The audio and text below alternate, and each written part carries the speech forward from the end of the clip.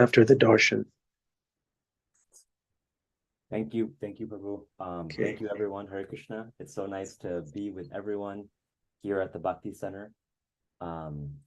Really a spiritual home for everyone around the world. Those in New York and then everyone around the world. So just really honored and grateful to be here with all of you and diving into the message of Srimad Bhagavatam, 10th canto. And on behalf of, yes, the background is blurred right now. So no distractions, and we're going to go straight into Srimad Bhagavatam. But it's good to see you. Haribol. So we'll start with some invocation prayers, and then we'll go into our verse. Om Namo Bhagavate Vasudevaya. Om Namo Bhagavate Vasudevaya. Om Namo Bhagavate Vasudevaya. Om Gyantimirandasya Gyananjana Shlakaya Chakshurun Militam Yena Tasmai Shri Guruve Namaha. Nama Om Vishnu Padaya Krishna Pishtaya Bhutale Shrimate Bhakti Vedanta Swami Iti Namine. Namaste Saraswati Deve Gauravani Pracharine Nirvishesha Shunyavadi Paschatya Deshatarine. Jai Shri Krishna Chaitanya Prabhu Nityananda Shri Advaita Gadadhara Shivasadi Gaur Bhaktarinda Ki Jai. Hare Krishna Krishna Krishna Hare Hare Hare Rama Rama Rama Hare Hare. Vanchakalpa Tarubhyascha Kripa Sindhi Bevacha Patitanam Pavanevyo Vaishnav Evyo Namo Namaha. It's great to be with everyone at the Bhakti Center on this second day of Kartik, a very auspicious month, one of the most auspicious month for our tradition and the Vaishnava tradition, this very auspicious month that has so many different festivals and milestones, starting with just yesterday, the first day of Kartik Purnima, and then also the day that we installed Sri Gaurachandra in the Bhakti Center, I believe, if I'm not mistaken. Or was it the last day of Kartik? Can't remember. Anyway, so we'll go into our verse. We are reading from the 10th canto, 41st chapter, and verses 32 to 42. So I got 10 verses, going through 10 verses. And in this section that we're reading, so for those of you who are familiar and who are not so familiar, we're going through, Krishna is just coming into Mathura, and Akrura had just brought Krishna from Vrindavan to Mathura based off the request of Kamsa to see Krishna and Balaram. And also the Yadu Vamsa from Vrindavan has also come to spend time in Mathura. And in this section, Krishna is very much roaming the town.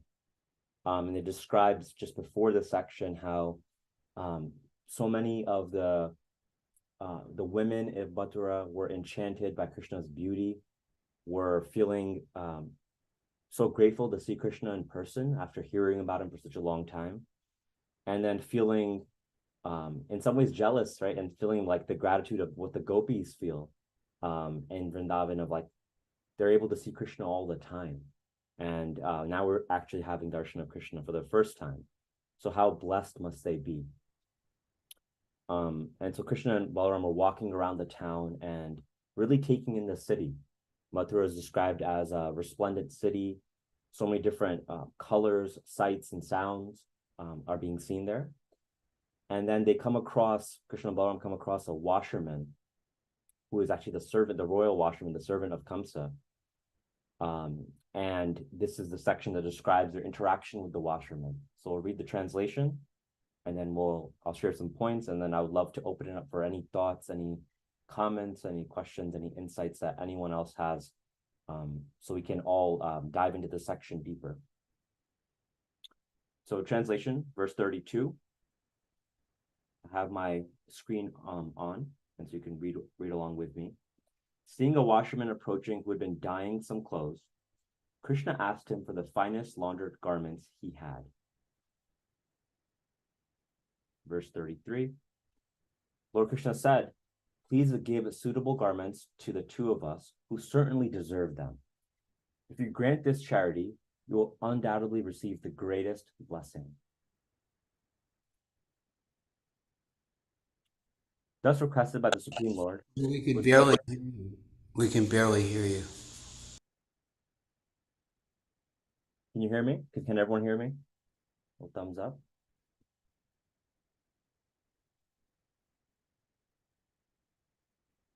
Thus requested by the Supreme Lord, who is perfectly complete in all respects, that arrogant servant of the king became angry and replied insultingly. The washerman said, you impudent boys, you're accustomed to roaming the mountains and forests, and yet you would dare put on such clothes as these. These are the king's possessions you are asking for. Verse 36. Fools, get out of here quickly. Don't beg like this if you want to stay alive. When someone is too bold, the king's men arrest him and kill him and take all his property. Verse 37. As the washerman thus spoke presently, the son of Devaki became angry, and then merely with his fingertips, he separated the man's head from his body, just by his fingertips. Verse 38. The washerman's assistants all dropped their bundles of clothes and fled down the road, scattering in all directions. Lord Krishna then took the clothes. Krishna and Balaram put a pair of garments that especially pleased them, and then Krishna distributed the remaining clothes among the coward boys, leaving some scattered on the ground.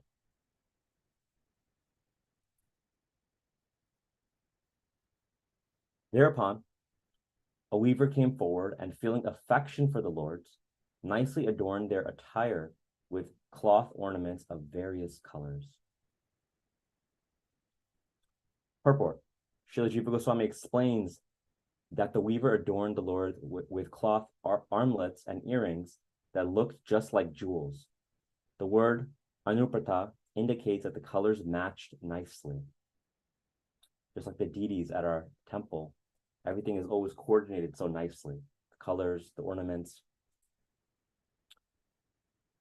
Verse 41. Krishna and Balaram looked resplendent, each in its own unique, wonderfully ornamented outfit. They resembled a pair of young elephants, one white and the other black, decorated for a festive occasion. And verse 42.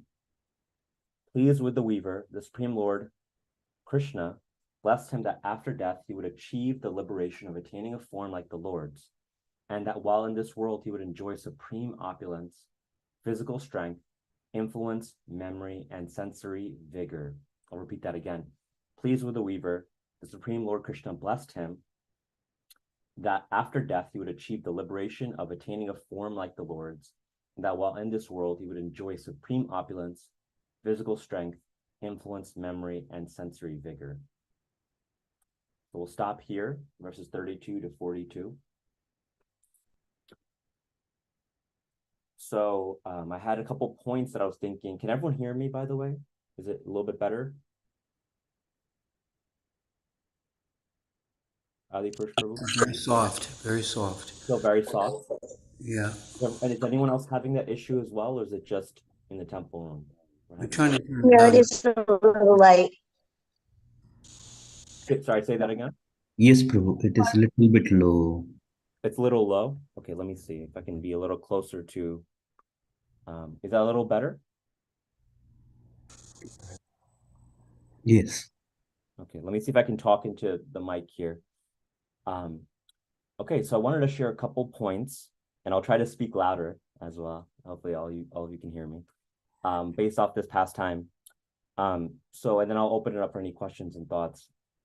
So these 10 verses describe this pastime of the washerman versus the weaver. And there's a few different lessons, and there's many lessons that we can learn from this pastime of both of these individuals. Let me just check my audio settings to make sure that they're the best settings that I can have here for all of you to hear. Okay. We can take a lot from these pastimes of the washerman and weaver. Let me just raise the volume, input volume. Hopefully that's a little better. I'm just raising the input volume. Is that better? Yeah. Okay. Yes, Prabhu. Okay, good. Just changing that. Okay, so a couple points. One that I was thinking was that, so as we see Krishna is now transitioning, and this sort of marks an important section for Krishna's pastimes where he's transitioning from Vrindavan. So far, we've been reading the 10th canto, really starting from the killing of Putana and these different demons and the forest fires of Vrindavan and many different demons that Kamsa has been sending, right, to kill Krishna in many cases. And now we're seeing a shift where, and then Krishna's performing the pastimes, the Ras Leela with the gopis, spending time with the gopas and performing different pastimes in Vrindavan. And that is predominantly the mood of Vrindavan it's a very intimate mood of Krishna, where there's Madhurya, that the sweetness of interaction, particularly with the gopis. And then also you have Sakhya Bhav, Vatsalya Bhav with the gopas, and you have Vatsalya Bhav with the elders in the community, particularly Nanda Maharaj Yashoda, and also the other devotees there. And we're seeing a shift where Krishna is going from Vrindavan to Mathura, and then eventually to Dwarka, and there's a shift in the mood that's here. And just I was thinking, just like the seasons are shifting in Krishna's pastime, just like we're transitioning to fall in our space and on this side of the earth. We're transitioning to fall now. It's a change of seasons. And we can see that there's a change here that's happening. I'll say Krishna is Krishna, but we can see the change. And I was thinking that in this section, we're seeing that there's the internal agenda of Krishna, which is to enjoy the pastimes with the gopas and gopis. And then his other agenda, you could say, right? His external agenda, if you will, which Krishna shares in the Gita, which is really to establish the principles of Dharma, right? In the 4th chapter, Krishna mentions this verse where he talks about his agenda when he's coming to this world, right? Paritranaya sadhunam vinashaya tudushkritam dharma samstapanaptarya sambhavami yuge yuge. That I come to deliver the pious, to annihilate the miscreants, as well as to reestablish the principles of religion. I myself appear millennium after millennium. And so we can see that when it comes to establish Dharma, in this case, Kamsa is really a Dharma, right? He's very much that personified. So now, so far Krishna has been dealing with, kind of the demons that are in Vrindavan or that are coming to that area, but he hasn't really gone out to establish Dharma. Right? He's very, very much just enjoying those pastimes in Vraj. But now we see a shift where Krishna is going to be delivering the pious, right? Annihilating the demons, and then as well as establishing Dharma. And it starts with dealing with Kamsa, unfortunately, who's been causing a lot of angst and pain and terror, really, and chaos in the lives of so many from before Krishna was even born, right? To his own father, Ugrasena, then also to to Krishna's mother and father, right? Vasudeva and Devaki, his cousin sister for Kamsa. So you can see how adharmic Kamsa is, where he's giving trouble to not only devotees and Vaishnavas, but to his family, those who are his family, right? It's supposed to be those that he is in charge of protecting and taking care of, right? So we can see that there's something that needs to be dealt with. And so far, Krishna hasn't directly dealt with Kamsa in that way. And now he's directly moving to deal with him.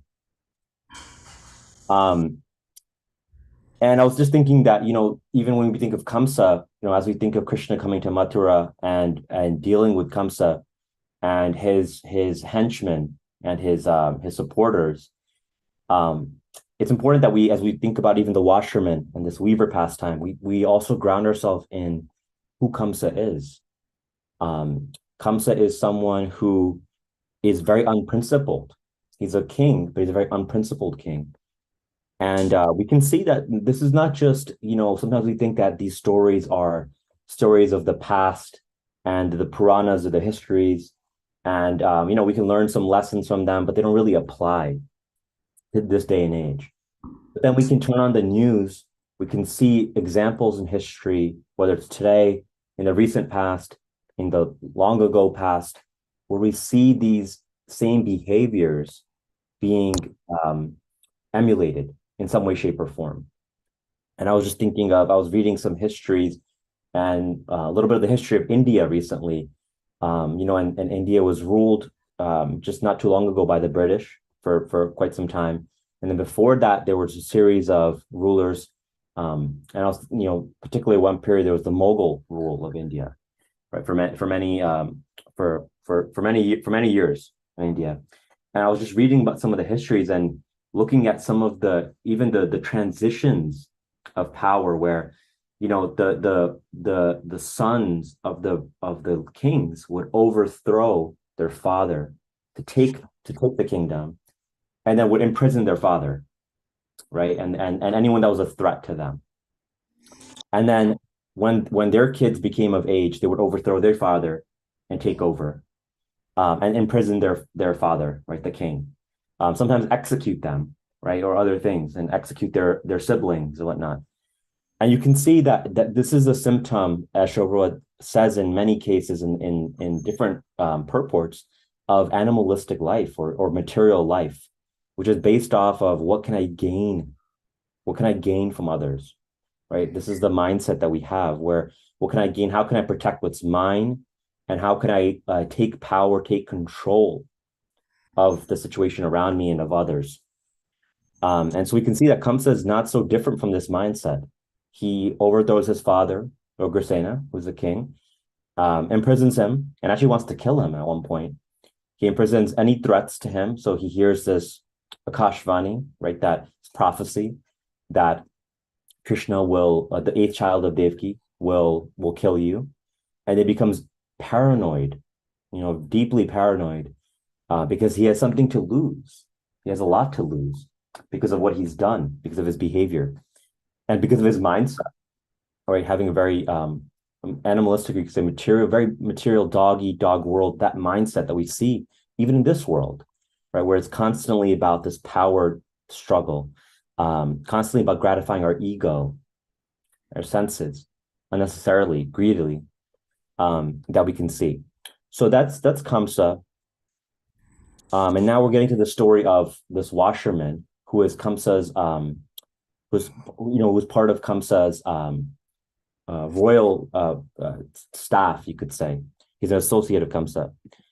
And a couple points I wanted to share in this story that stood out to me, at least. The first is around the opportunity to serve. The opportunity to serve. So we can see that Krishna and Balaram, they come to this washerman, and they are actually in the mood of requesting, you could say, and you can see in his response, he says, you impudent, boys, you beggars, why are you begging, right, to me? And I was just thinking that it's very interesting that, so we can see the kind of the predicament of the washerman, or not the predicament, but the opportunity that this individual had, where he's a servant of Kamsa, but then Krishna and Balaram themselves are coming in front of him and offering an opportunity to serve, right? An opportunity for them to serve, of him to serve them. And we can see that he turns that opportunity down. And I was just thinking that, in the West, sometimes we have this mindset that begging is actually kind of something to look down upon, right? We don't necessarily have this open-hearted approach to people that need something from us. We're almost like look down upon them. Whereas I was thinking about in the Vedic culture, actually, when someone's coming to you and asking you something, let alone the Supreme Personality of Godhead and Lord Balaram, there's an opportunity to serve and to actually receive. So often we think that we're giving, but we're actually receiving. And I remember growing up, my mom would always say this to me. My mother would always mention that we should serve our guests to the best of our ability, just like we serve Krishna, just like we serve the deities. We shouldn't serve them in any less of enthusiasm or detail or sincerity or attention, actually. And I think I remember saying my mother saying this growing up as well many times, where in India, in many cases, if any beggar even comes to the door, it's something that the people in the house are very responsive toward giving some, whether it's Lakshmi or some prasad or something, because you never know who's coming. It could be a divine being, could be Krishna even coming sometimes. This is kind of like the mindset, to test you, to see, are you in that space of taking the opportunity to serve others, right? And so that's something I remember very vividly, my mom mentioning growing up. That was something that stuck with me, that we should take every opportunity that comes. And I was thinking that, sometimes service comes in unexpected ways. So this washerman was just doing his duties and then also had an opportunity to serve Krishna. But he didn't take it. He didn't take the opportunity and instead acted in a different way, which we'll talk about briefly as well. But I was thinking that sometimes service comes in an unexpected way, but do we see it in that way?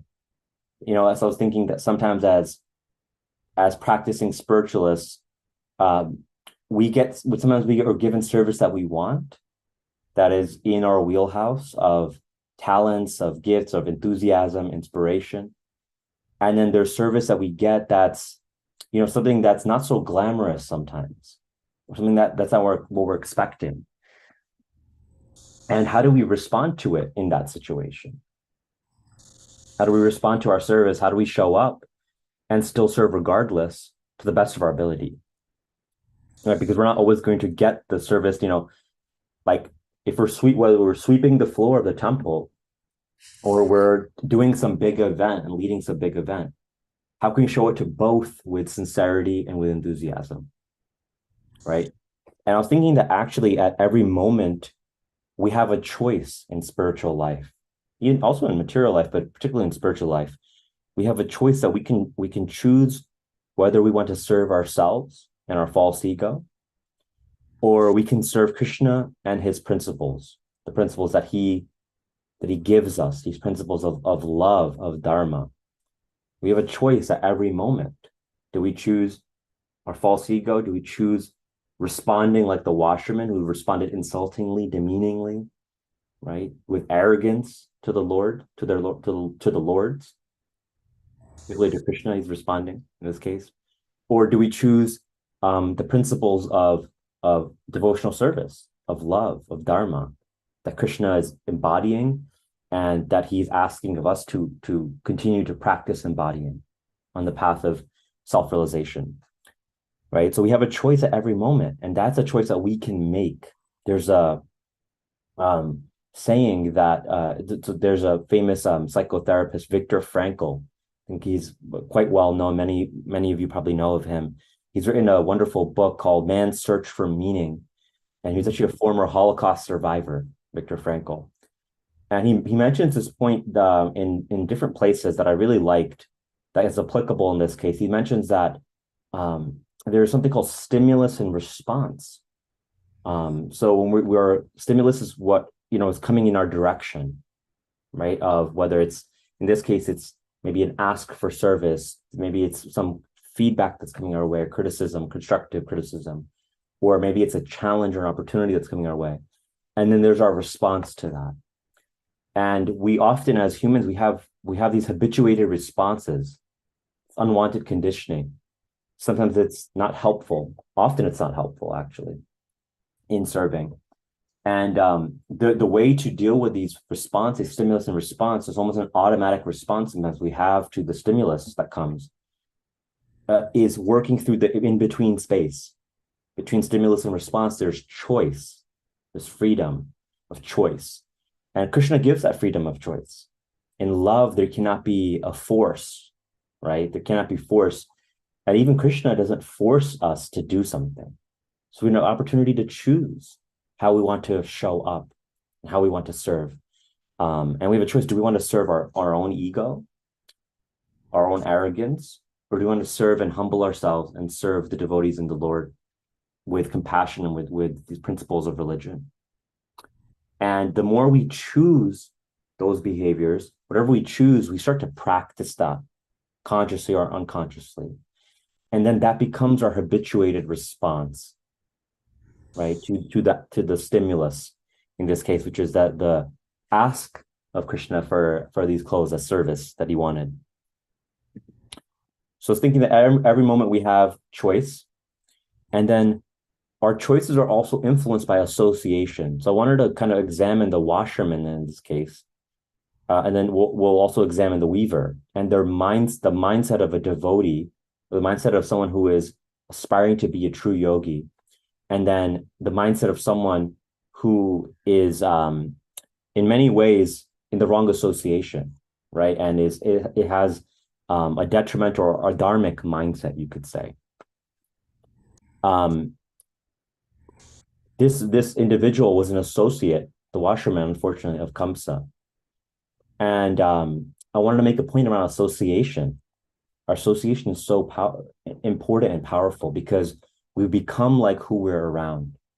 There's a famous saying that a man is known by the company he keeps.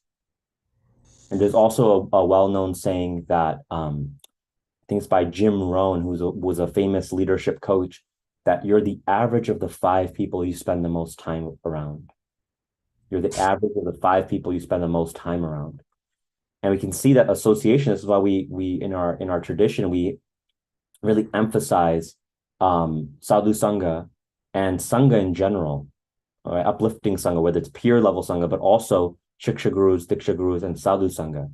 Because actually through seeing others embody qualities of a true yogi, we can start to embody those qualities.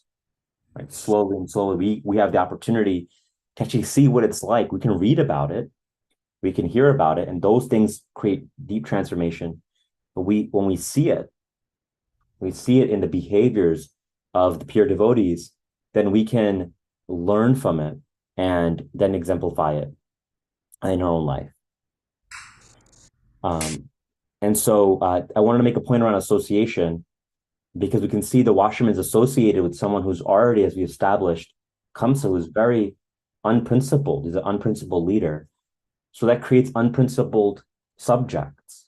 When the leader, leadership is so important that the energy of leadership, whoever is leading, we can see this in our communities, we can see it in the world, right? Different countries and in our political situations.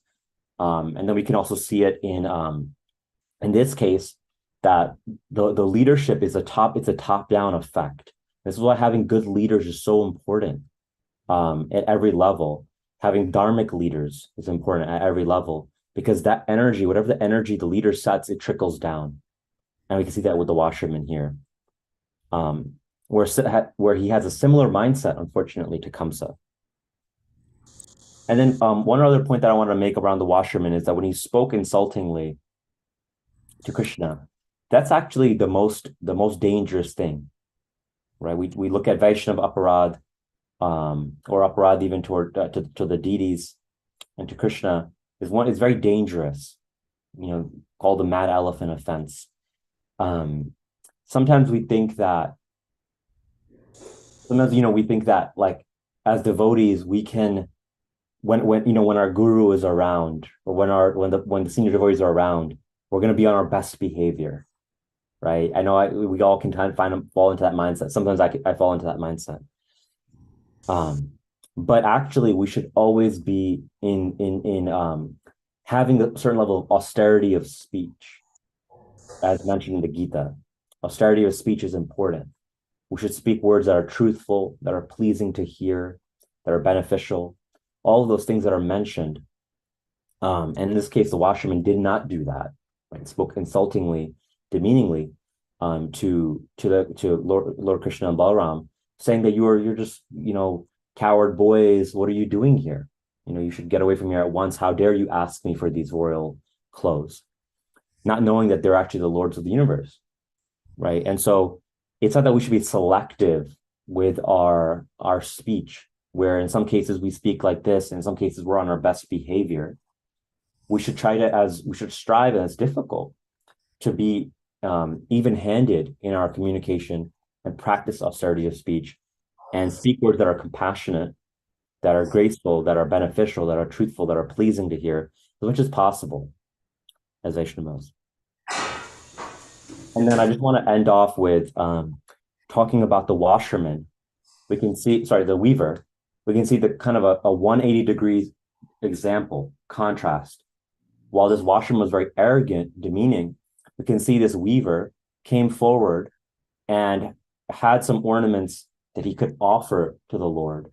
And because he had affection, it's mentioned that because he had affection for the Lord in his heart, that he wanted to serve, right? So this is all we really need. We don't need, Krishna is not looking for 5 billion, 5 trillion, $5 million from us, right? Necessarily.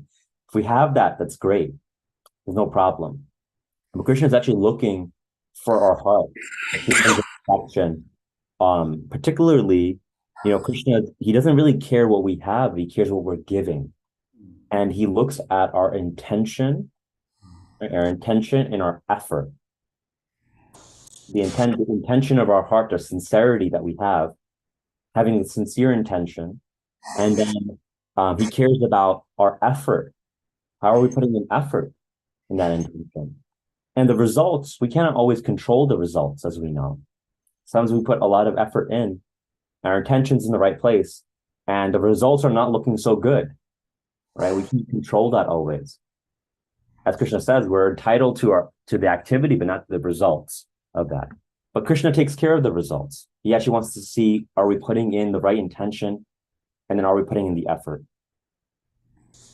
And, there's many different situations in this regard, but we can see that, actually, I was thinking that, even with the weaver, it's actually in our benefit to serve. And Krishna doesn't actually ask for so much. He's actually just asking for our heart, which is a lot, but it's actually very simple. And, we see in this situation that when we lean into this choice, we can actually serve the Lord, versus when we serve our ego, we pull away. And I was just thinking that, it's to our benefit to serve, because as we can see, the weaver, he comes forward and serves, and Krishna is so pleased, blesses him, not just in this life with opulence and strength and vitality, but beyond this life, right? Blessing him. And we can see that's actually, he just offered, what did he really do? He offered a very small service to Krishna and Balaram. A very small service, if you think about it. But in Krishna's eyes, it was a big service. And he was very pleased by that, right? It was something that was important. And I was thinking that, that just like, I was just thinking of the line in I think it was Chaitanya Bhagavat, that talks about how in every town and village, the chanting of my name will be heard, right? The holy names of the Lord will be heard in every town and village. And it's actually to our benefit. Sometimes we might read that and say, I know I remember growing up reading that saying, how is that going to happen, right? Like, what does that mean? It feels like it's such a big proposition. But actually, it's to our benefit to jump in and to serve, because the rest will be taken care of, right? So it's going to happen regardless whether we want it or not to. It's Krishna's will. But it's our benefit to just jump in and to be part of that, essentially. So again, whether we have a lot or a little, just like the weaver, whatever we have, we can give. Krishna looks at what we give. And Krishna is also looking at what we are holding back from giving.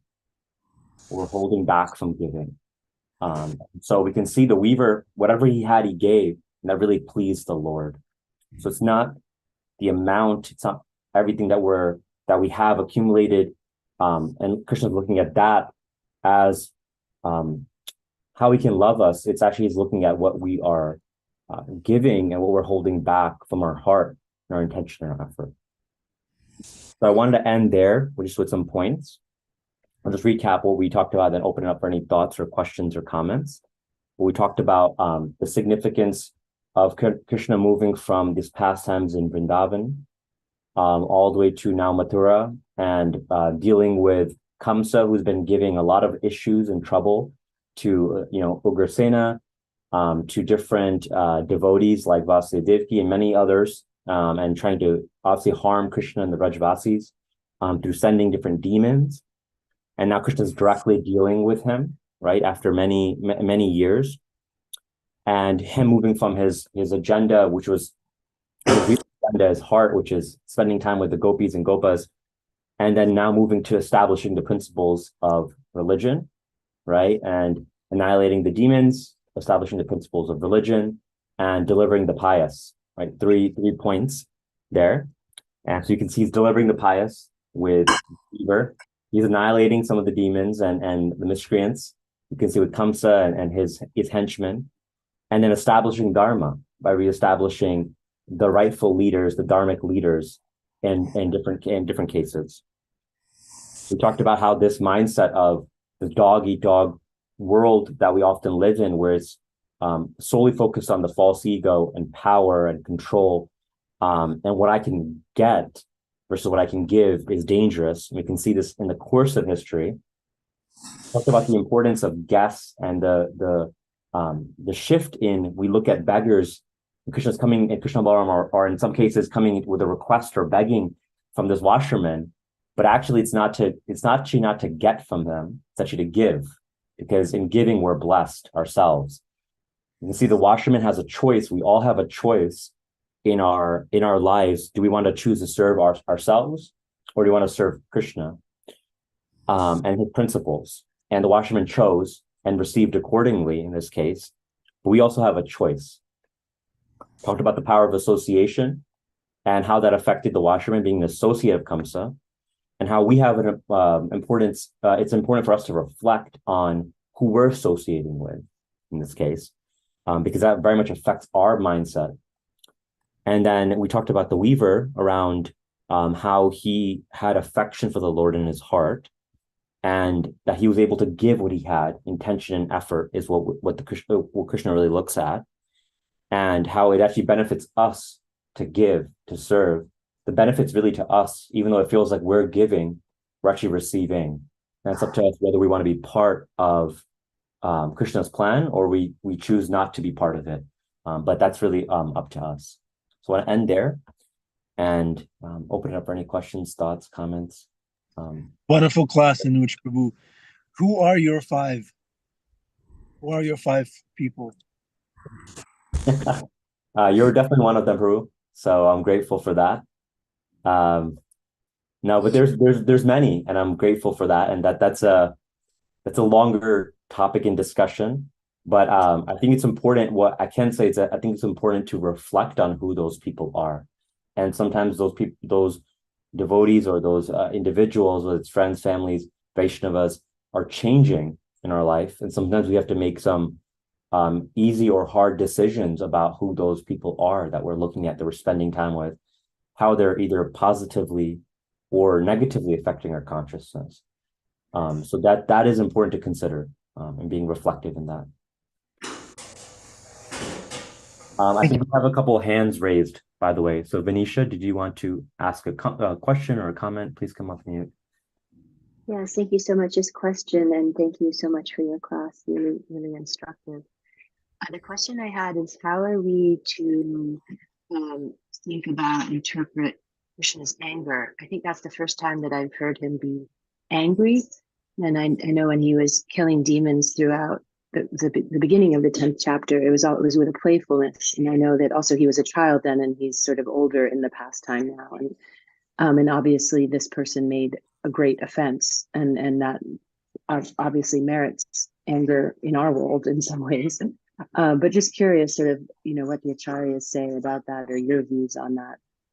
Thank you. Yeah, thank you for that. and I would be open to hearing from also the senior devotees on the call as well. The way I see it is that Krishna's anger is actually beneficial. It's different from our anger. It's actually still beneficial to others. So like we know when we're angry, we're quite destructive, and we're not liberated souls, and we're definitely not the Supreme Personality of Godhead.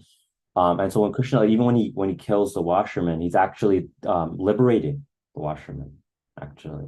And so they achieve liberation from that. And I think it's mentioned not in the Bhagavatam verses, but I believe, but in another reading of it that I had read, that the just like Shishupal, when Krishna killed Shishupal, you can see that, and people who were witness to that saw Shishupal merge with Krishna's effulgence, right? Like his soul, the light from his body merged with Krishna, and you can see that symbolically is showing that he's achieved liberation.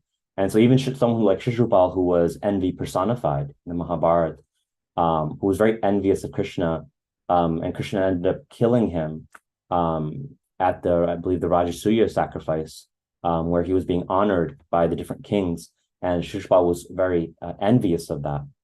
And so, I do think that when you're reading it, it can feel like, oh, Krishna is angry, and that seems out of character.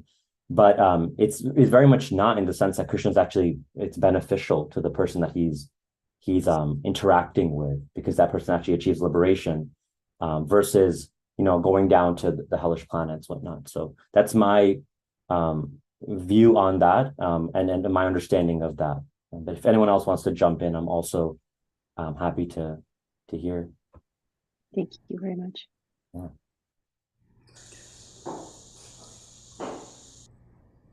Jamuna Jaya, do you want to share anything? I would love to hear from you. It's so good to see you on here. You too, Hare Krishna, as always. Just so many wonderful points. There are two things. I wanted to thank you for reminding us that anytime, because here in New York City, there's a lot of people asking for a lot of things all the time. And sometimes we can't give, to every person, but we can always give an acknowledgement, a smile, a penny. And thank you for reminding us that they're giving us an opportunity to serve.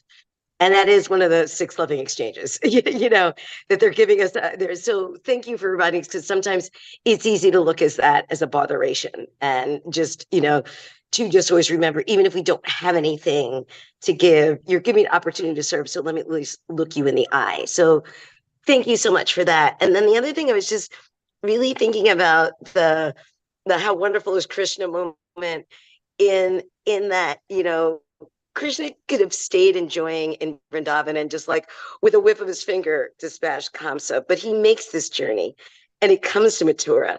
So everybody gets this association. And I was thinking about when the washermen's associates run away, I think they probably also benefited, because they say, whoa, not going to do that. That was really Krishna's mercy. We didn't get it, but so we got to see it.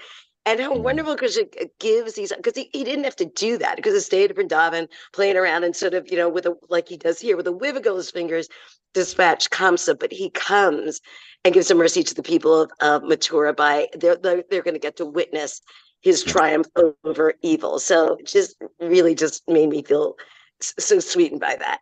So Hare Krishna, thank you.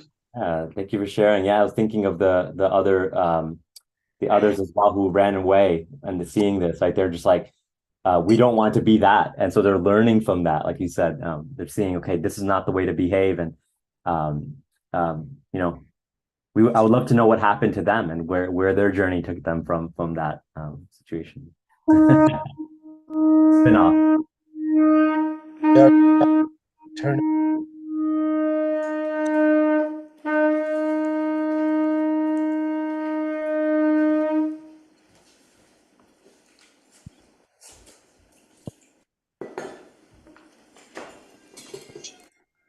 By the way, I'm sorry.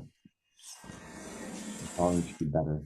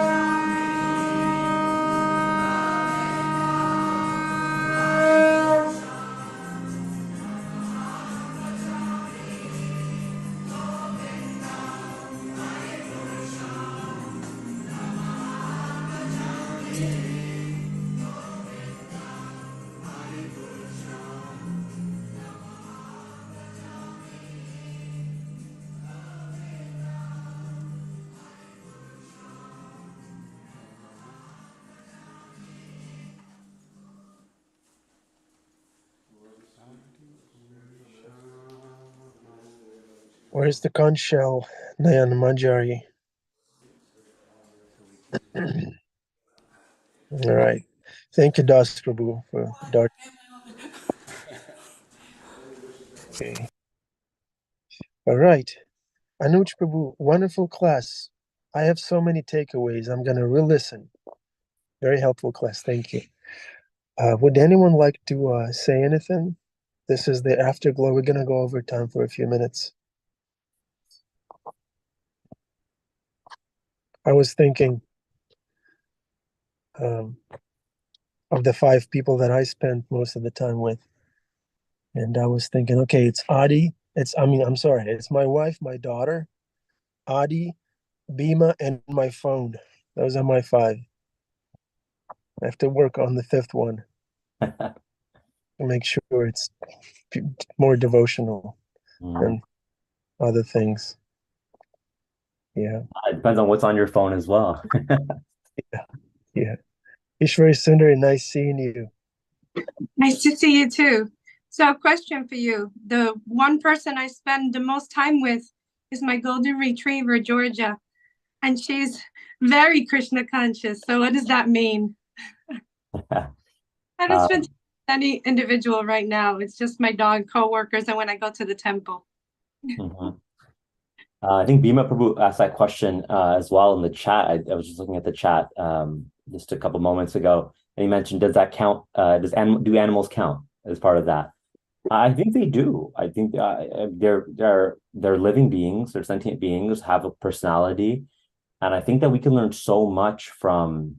There's a famous story of I think it's the Brahmana who has correct me if I'm wrong, is it 24 gurus or 36? I can't remember exactly. but so many of them can be seen in nature. So you can learn. There's a story that's shared where from the bees you can learn this. From the trees you can learn tolerance. From water you can learn adaptability. And so from everyone around us, whether they're human, whether it's even just elements of nature or this animals, we can learn a lot, actually, quite a bit. And I have many friends who have pets and or companions or animals that they have, and they learn so much around presence, around unconditional love and loyalty, around even just the joy of living, and so many different things we can learn actually from different either people or animals. So there's no restriction with that, I believe, personally, for me. So yeah, that's definitely one of the 5. Absolutely. Thank you. That was so well said, and it's so true. We do learn a lot of unconditional love and forgiveness, because they're so codependent on us for everything, for eating, for going out, for bathing, and I'm not always perfect, but they're so forgiving all the time and so loving in return. So thank you. Yeah. It's so nice. We can learn from actually everything, and then we can just start to keep embodying those qualities. So in that way, it's like even the relationship that you have with your pet or your dog or whatever the case might be, it's like it can actually be a relationship that's actually helping you grow as a yogi as well too. So yes, thank you, Haribol. Yeah, the way they look at us, that's the way we should be looking at Krishna and the Guru. Surrendered, dependent, in many ways, looking to serve.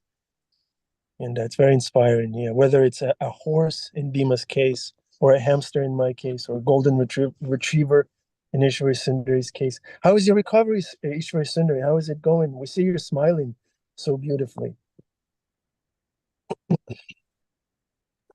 It's going pretty well. I'm in the 6 weeks now, starting my 7th tomorrow. So that's halfway through the like this type of spine surgery is a 12-week recovery. Sorry. So I'm halfway through. I got to the Bhakti Center yesterday, so first time. So doing well. Thank you. Nice, Ishwari Sundari. Feel better. Your association is very inspiring. Oh, really? Thank you. So is yours. So is everybody's in this group. Thank you. Yeah, thank you. Okay, I guess we can wrap it up. Anuj Prabhu, yes. Any final thoughts? Any punchlines? No punchlines. Just you're the punchline master, so I'm just gonna listen to you. But no, I think this pastime it's a short and sweet pastime that's given in these 10 verses. But I think there's a lot that we can extract when it comes to thinking about the washerman, think about how he dealt with the situation, this call to service, and then how the weaver dealt with it. And so the only thing I would leave off with is let's meditate on that today as we move into this month of Kartik, where and then as Jimona Jaya really nicely mentioned, sometimes we have so many requests for service that we're not able to meet, but then how do we deal with them in a way based off our capacity or bandwidth, but how do we deal with them in a way that is acknowledging, is uplifting, where our intention is still in the positive, just like the weaver. Weaver didn't have much, but he gave what he could. And that's what Krishna wants to see. Jai. Thank you very much. That, Prabhu, Ki Jai. Everybody on this call, Ki Jai. Everybody on YouTube, Ki Jai. Humanity at large, Ki Jai. Srila Prabhupada, Ki Jai. Have a wonderful day. Give it to Krishna. Go to the temple. Take prasadam, dance, chant, feast, and seek opportunities to serve.